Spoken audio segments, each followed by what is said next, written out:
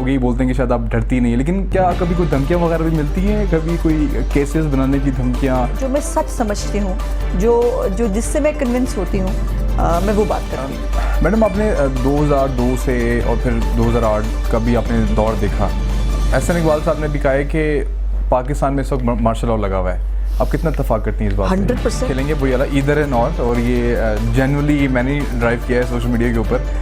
कौमी असम्बली या Punjab assembly? National assembly जाएंगे बिल्कुल इंशाल्लाह। आपको उस्मान बुज़दार या परवेज़ खटक थोड़ा सा मुश्किल होगा। परवेज़ खटक बहुत करप्ट था।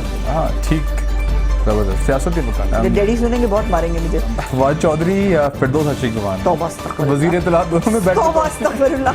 इसके तौबा अस्तगफिरुल्लाह कह सकती हूँ मैं इसके ऊपर, और कुछ नहीं कह सकती। ठीक हो गया।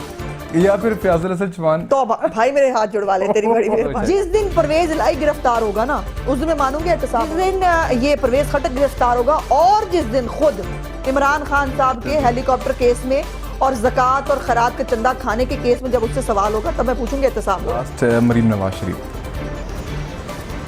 Very very very close friend.